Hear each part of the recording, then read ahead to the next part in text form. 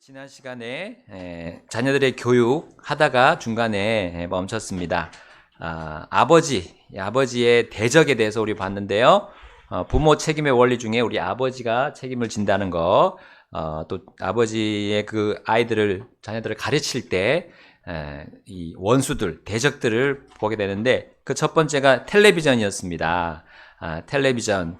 그래서 우리 텔레비전을 이렇게 정의할 수 있습니다. 텔어비전. 그래서 하나님의 말씀을 말하는가 아니면 사람의 말을 말하는가. 우리 텔레비전의 모습들이 그 후자였습니다. 그래서 사람의 말들을 많이 말하고 있습니다. 이제는 그때 이 사전트 목사님이 썼을 당시에는 이런 컴퓨터도 이제 조금 나왔을 때고 스마트폰 없을 때입니다. 근데 지금은 이런 매체들이 너무 많아지면서 더 세상이 우리 자녀들을 교육하는 것들이 더 많아졌습니다. 그리고 시간에 관계없이 더 일어나고 있다는 걸 우리 지난 시간에 보았고요.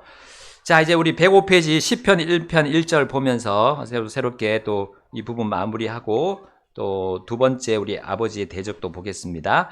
자, 10편 1편 1절 다 같이 한번 읽어볼까요? 자, 시작. 경건하지 아니한 자들의 꾀를 따라 걷지 아니하고 죄인들의 길에 서지 아니하며 조롱하는 자들의 자리에 앉지 아니하는 사람은 복이 있도다. 아멘. 자, 여기 1번 문제. 자, 경건치 아니한 자들의 꾀를 따라 걷지 말아야 합니다 했어요. 그래서 우리 텔레비전에 보게 되면 수많은 그런 경건치 않은 사람들이 나오게 됩니다. 자, 이것을 아이들이 봤을 때 우리 부모님들이 특별히 아버지가 저것이 무엇인지 정확하게 또 알려주고 저게 왜 잘못됐는지에 대해서 또 알려줘야 합니다. 자, 그래서 그들이 경건치 아니한 자들의 꾀가 그 속에서 나오기 때문에 그 텔레비전 안에 있기 때문에 우리는 조심하게 그들에게 조심할 수 있도록 가르쳐야 합니다. 자, 시편 1편 1절 그 다음에 2절을 또 보겠습니다. 예. 오직 그의 기쁨은 주의 율법에 있으며 네. 또 그분의 율법을 그가 밤낮으로 네. 묵상하는도다. 예. 여기 2절에 의하면 믿는 자의 무엇은 하나님의 말씀에 있어야 합니다 했어요. 자, 그게 무엇일까요? 믿는 자의 기쁨. 왜 여기 기쁨을 강조했냐면 우리 자녀들이 이 텔레비전, 이 매체에 나오는 영상들, 그 말들에 또 심지어 음악들에 기쁨을 얻고 있어요. 실제적으로 기쁨을 얻고 있습니다. 그러나 그 기쁨은 하나님이 원하시는 기쁨과는 거리가 멀 때가 많습니다. 그래서 아이들이 이 말씀에 기쁨이 있다는 것을 우리 어릴 때부터 가르쳐야 한다는 것을 알려주고 있습니다. 자, 이제 갈라디아서로 우리 한번 가서 보겠는데요. 집사님께서 갈라디아서 5장 19절 21절 먼저 읽어주세요. 이제 육신에서 난 행위들은 명백한데 곧 이것들이 간음과 행음과 부정함과 세욕과 우상 숭배와 마술과 중어와 불화와 분쟁과 진노와 다툼과 부끄러움과 이단파당과 시기와 살인과 술 취함과 훔쳐냄과 또 그와 같은 것들이라. 내가 이전에 너희에게 말한 것 같이 이것들에 대해 너희에게 미리 말하노니 그런 것들을 행하는 자들은 결코 하나님의 왕국을 상속받지 못하리라. 그러나 성령의 열매는 사랑과 기쁨과 화평과 오래 참음과 부드러움과 선함과 믿음과 온유와 절제니 이 같은 것을 반대할 법이 없느니라. 아멘. 자, 이 두 구절 우리가 봤습니다. 이 둘 중에 물어보네요. 이 두 구절 중에 대부분의 텔레비전 프로그램의 내용들을 더 잘 묘사하는 구절이 어떤 구절입니까? 갈라디아서 5장 19, 20절입니까? 아니면 그 뒤에 나오는 22, 23절입니까?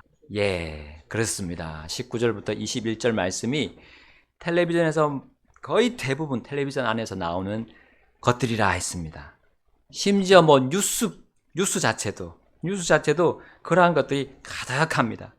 그래야 사람들의 이목을 끌고 그것이 또 하나의 이슈거리가 돼서 여러 사람들이 나와서 그걸 이제 답습하면서 분석하면서 이제 얘기를 하는 거죠. 자, 우리는 조심해야 되는 부분이 이 텔레비전 속에서 계속해서 나오고 있다는 거 우리에게 알려주고 계십니다. 자, 시편 101편 3절 4절을 찾아보십시오 했어요. 자, 여기서 묻는 질문은 텔레비전 시청과 관련하여 이 성경 기록은 어떤 원리를 제시하고 있습니까? 자, 우리 101편 3절 4절 이렇게 나와 있습니다. 제가 한번 읽어볼게요. 나는 사악한 것을 내 눈앞에 두지 아니하리이다. 내가 곁길로 가는 자들이 행하는 일을 미워하니 그것이 내게 달라붙지 못하리이다. 4절입니다. 거역하는 마음이 내게서 떠나리니 사악한 자를 내가 알지 아니하리이다. 아멘. 자, 여기서 우리 어떤 원리, 성경 기록에서 어떤 이 텔레비전 시청에 관련해서 자, 어떤 원리를 제시하고 있습니까? 여러분이 또 써볼 수 있습니다. 여러분들 나름대로 한번 써보세요. 이 구절 안에서 사악한 것을 내 눈앞에 두지 않겠다라는 그 원리가 우리 텔레비전을 우리 눈으로 봅니다. 귀로 듣긴 하지만 일단 눈으로 봅니다. 그래서 그것이 눈으로 들어와서 우리의 마음을 주장하고 움직일 수 있기 때문에 저는 이렇게 세워봤습니다. 나는 사악한 것을 내 눈앞에 두지 아니하리다. 이 원칙을 세우고 그 다음에 이제 텔레비전을 봤을 때 우리가 많은 것을 구분할 수 있고 분별할 수 있는 선악에 대해서 분별할 수 있는 그 힘을 주님께서 주실 거라고 믿습니다. 이제 아버지의 대적 중에 또 하나인 정부에 대해서 보겠습니다. 정부. 네. 야, 정부가 도대체 무슨 일을 하길래 이렇게 정부에 대해서 이 사전트 목사님이 얘기를 했을까요? 자, 여기 보니까요. 이 나라는 이제 미국입니다. 미국이고요. 또 우리나라도 역시 마찬가지로 이렇게 가고 있습니다. 이 나라는 자녀 교육을 위한 하나님의 계획으로부터 점점 멀어지는 역사적인 쇠퇴를 경험했습니다. 여러분, 미국에 대한 부분도 제가 이렇게 듣기로는 1960년 전에까지는 공교육이라고 하는 이 공교육이 괜찮았다고 합니다. 그래서 성경을 기반으로 한 그런 교육을 했는데 물론 1900년 초부터 해서 점점점 변질되기 시작했는데 그때부터 굉장히 나빠졌어요. 그래서 여러 가지 진화론 우리 에볼루션 교육들이 들어오면서 그냥 전체적으로 도덕적으로 다 무너지는 미국의 상황을 제가 들었습니다. 그래서 한국도 이제 그러한 방향으로 가고 있다는 것을 우리 볼 수 있는데 어떤 부분에서 그러냐면 이 가정교육까지도 정부가 자꾸 간섭을 합니다. 간섭. 그래서 우리 정부가 커지는 거예요. 큰 정부, big government. 그래서 우리 부모님들이 해야 할 거를 정부가 나 대신 해주겠다 하면서 이제 치고 들어오는 겁니다. 원래 가정이 주된 교육을 가지고 아이들 자녀 교육을 해야 되는데 우리가 하겠다 하면서 유치원 교육 또 이제 어린이집 교육을 막 늘려서 거기다가 예산을 투입해서 버짓을 줘서 거기 돈이 들어가서 우리의 세금이 그쪽으로 들어가는 거예요. 그러면서 정부가 교육을 지원하고 하는 겁니다. 그래서 정부가 이게 교육기관에 우리 특별히 학교에 대한 재정을 지원하는데 그것이 마냥 좋은 것만이 아니라는 거죠. 이것이 이제 결국은 사람들의 손에서 우리 자녀들을 교육하기 위한 그런 모든 진행 상황이라고 생각합니다. 그래서 요즘에 보니까 선행교육도 금지하려고 하는 이거 자유잖아요. 아이들 미리 공부시키는 거는 자유입니다. 근데 이걸 가지고 선행교육을 금지하는 거죠. 그러니까 정부가 더 깊이 개입을 하는 겁니다. 가정 안에 부모님들이 해야 할 거를 우리가 해주겠다 하면서 들어와서 이런 또 법안들도 만들어지고 이제 결국은 부모님들이 자녀 교육에서 완전히 밀어내는 그런 법까지도 만들어내고 있습니다. 그러면 이것은 하나님의 법에서 멀어지는 이 정부가 커지는 문제가 일어나는 겁니다. 정부는 이 사회 질서들을 잡고 공공적인 질서들을 잡는 그것이 사실 그들의 업무입니다. 그런데 더 많은 부분들을 정부가 관여하고 간섭하는 그것은 이제 마지막 때로 가는 모습이라고 믿습니다.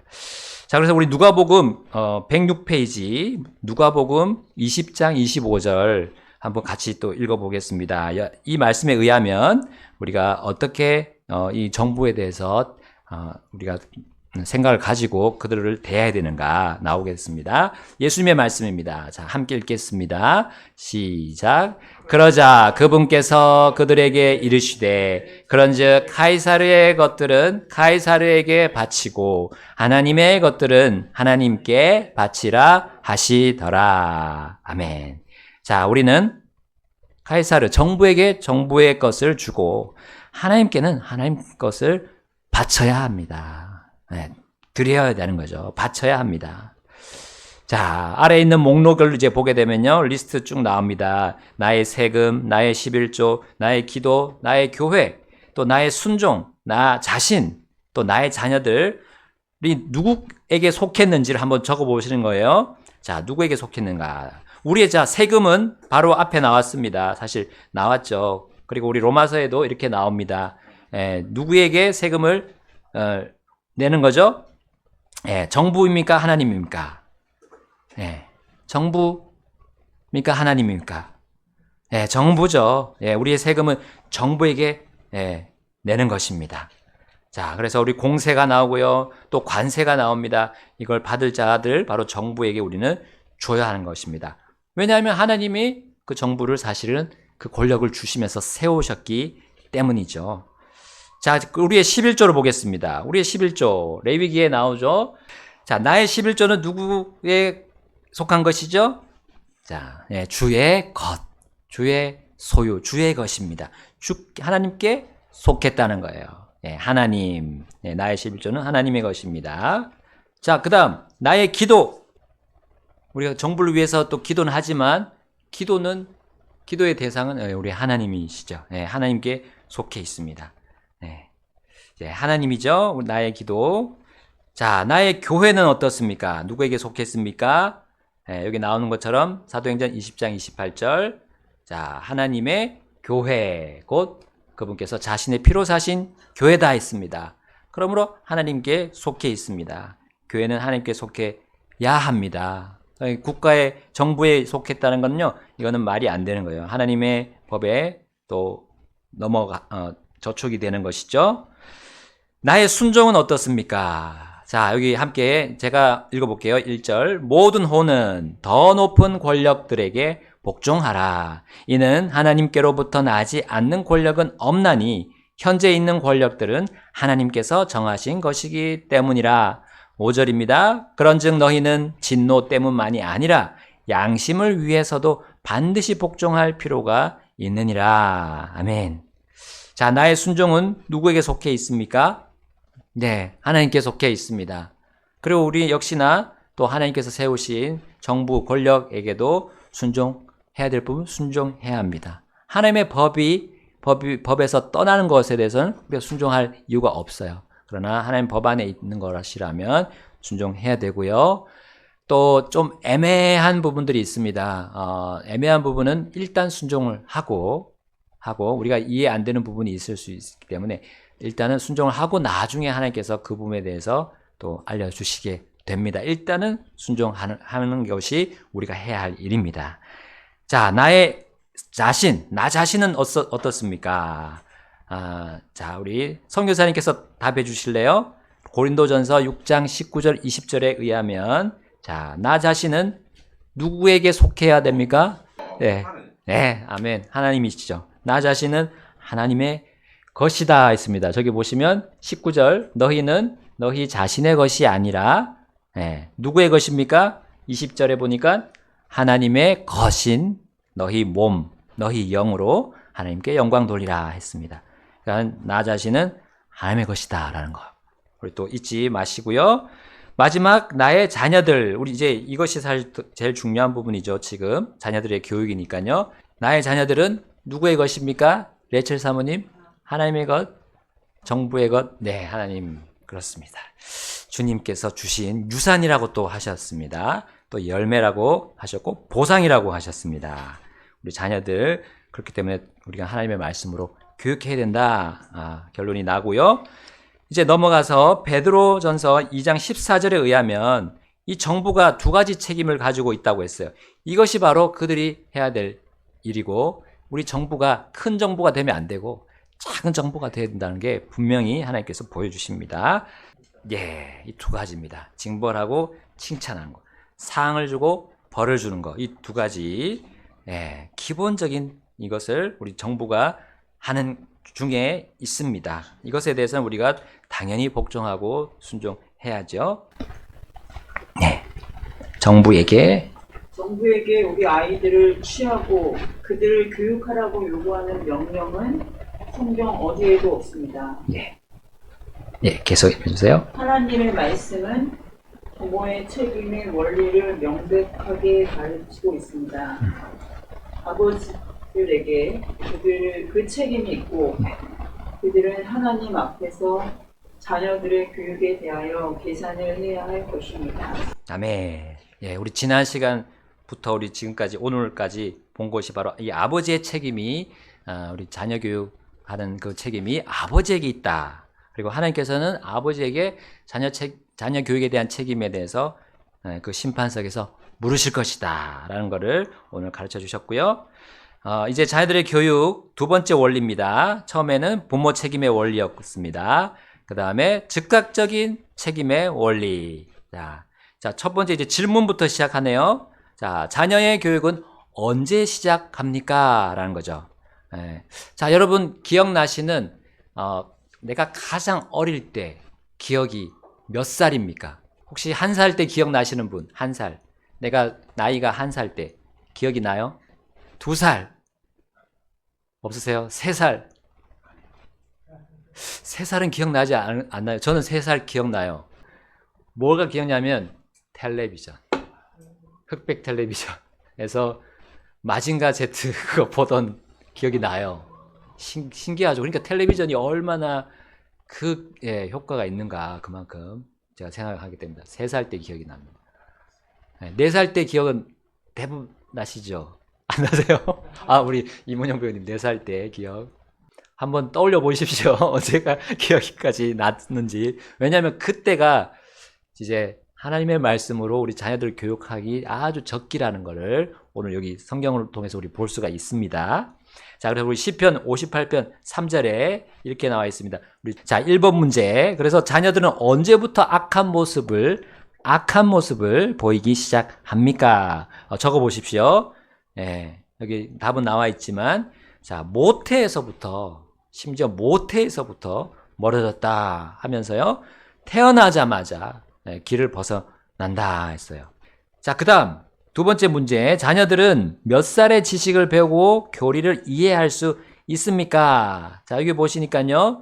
자, 누구에게 지식을 가르치겠느냐 하면서 교리를 깨닫게 하시겠느냐? 누구에게? 자, 그 사람들은 바로 젖을 떼고 젖가슴에서 물러난 자들에게로다 했어요.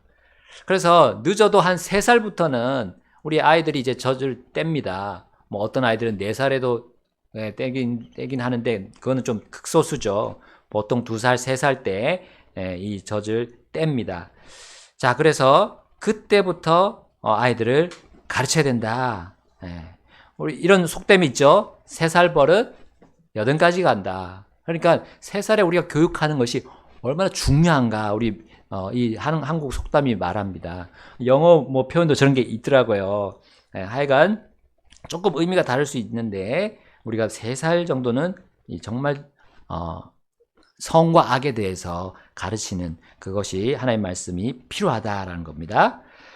자, 3번 넘어가서요. 디모데후서 3장 15절을 보고요. 디모데는 언제부터 몇 살부터 언제부터도 비슷합니다.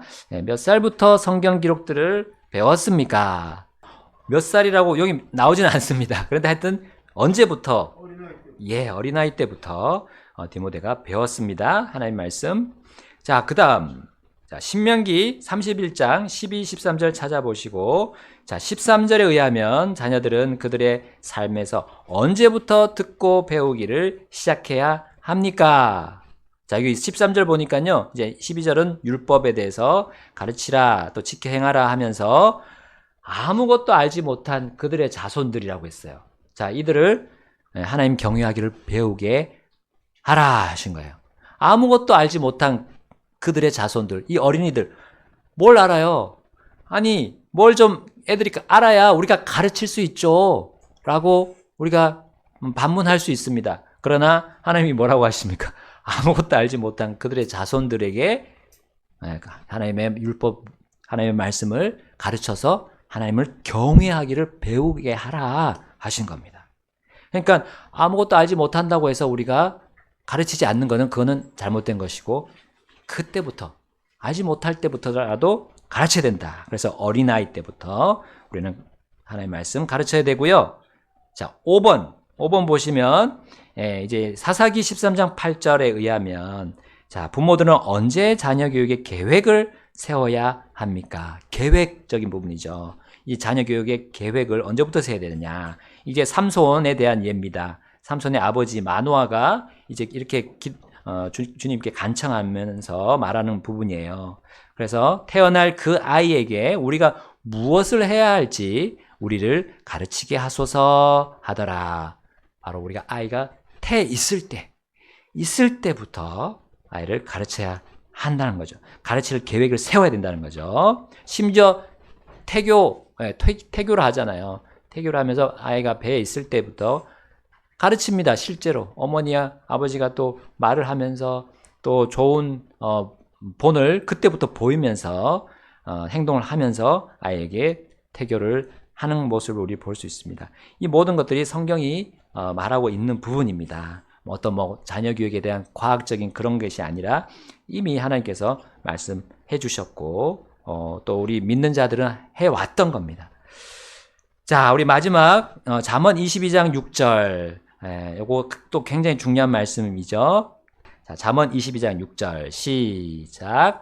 아이가 마땅히 가야 할 길로 아이를 훈련시키라. 그리하면 그가 늙어서도 그 길을 떠나지 아니하리라. 아멘.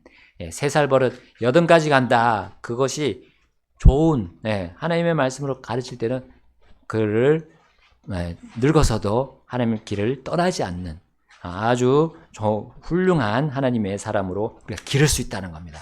그래서 아이를 훈련시키라. 아이를 일 때 우리는 가장 좋은 적기라는 사실을, 자녀 교육의 적기라는 사실을 우리에게 알려주고 있습니다. 그 밑에 것만 보고 우리 마칠게요. 유년 시절 다음을 위한 기간입니다. 첫 번째 소통입니다. 그래서 우리 앞에 나왔던 부분인데, 아버지가 자녀들에게 훈계를 하고 또 법을 가르치는 그 부분을 얘기해 주는데, 여기는 소통이라고 했습니다. 그래서 우리 유대인들은 항상 그렇게 아버지가 아이들을 가르치고 또 얘기하고 하면서 또 아이들도 또 자기들의 생각을 얘기하면서 아버지가 가르쳐주고, 이것이 상호작용하면서 아이들이 바른 하나님의 말씀을 배우고 또 가야 할 길들을 바르게 배웠던 우리 유대인들의 모습입니다. 또 우리 바로잡는 것이 있습니다. 잠언 22장 15절에 아이들을 마음에 무엇이 매여 있다고요? 어리석음이 매여 있다 했어요. 아이들은 또 쉽게 죄를 지을 수 있는 그런 모르기 때문에 그런 부분들이 있습니다. 그래서 바로잡는 해초리가 그걸 몰아낸다 했습니다. 어떤 아이들은 그런데 자기가 잘못한 걸 알고 벌써 이제 울면서 용서를 구하기도 합니다. 그런 아이들은 회초리가 필요 없죠. 그런데 어떤 아이들은 끝까지 자기의 고집을 피우고 때를 씁니다. 그런 애들은 하나님께서 회초리를 대라 했어요. 자, 바로잡는 것을 또 금하지 말라 했습니다. 바로잡아야 그 아이가 잘 되는 겁니다. 잘 되는 거고 또 하나님 보시기에 또 잘 올바르게 자랄 수 있는 겁니다. 자, 마지막 누가복음 18장 16절, 여기 보니까 우리 예수님께서 말씀하셨습니다. 아이들이 내게 온 것을 허락하고 그들을 금하지 말라. 이는 하나님의 왕국이 그런 자들의 것이기 때문이라 하셨고요. 또 디모데후서 3장 15절 아까 읽은 것처럼 네, 그들이 성경 기록을 어린아이 때부터 이 디모데가 배움으로 인해서 지혜롭게 됐고 그 지혜는 결국 그리스도 예수님 안에 있는 믿음을 통해 구원을 받게 하는 그 지식과 모든 것이 기반이 되었던 것입니다. 자, 그래서 전환하는 거죠. 어리석음에서 지혜로움으로 전환하고 또 세상의 왕국에 속해 있다가 하나님의 왕국으로 속하는 거죠. 또 예수님의 안에서의 그 믿음을 통해서 혼의 구원을 받는 그 일까지도 우리 어린 시절부터 이게 진행되었을 때 그것이 더 수월해지고 그들이 또 믿는 바가 더 확실해지고 확고해집니다. 물론 중간중간에 우리 어린아이 때부터 말씀을 배운 아이들이 사춘기를 겪으면서 하나님에 대한 이렇게 의구심이 들기도 합니다. 그러나 그럴 때 계속 부모가 그동안 해온 부분 또 하나님의 말씀대로 살아왔던 부분들을 볼 거예요. 비교 분석을 걔네들이 또 할 겁니다. 이제 머리가 커지면서 그럴 때 또 우리는 기다려주고 또한 하나님의 말씀이 계속 들어가도록 그 통로만 제공해 준다면 그 아이들이 잠깐 그렇게 의심을 들었다가 걔네들이 스스로 공부하면서 하나님의 말씀 보면서 또 세상과 비교하면서 바른 것들을 구분해 낼 줄로 믿습니다. 그때 이제 옛날에 배웠던 말씀들이 이제 하나하나 그들의 마음속에서 바른 길로 또 등불로 빛으로 제시가 될 것입니다.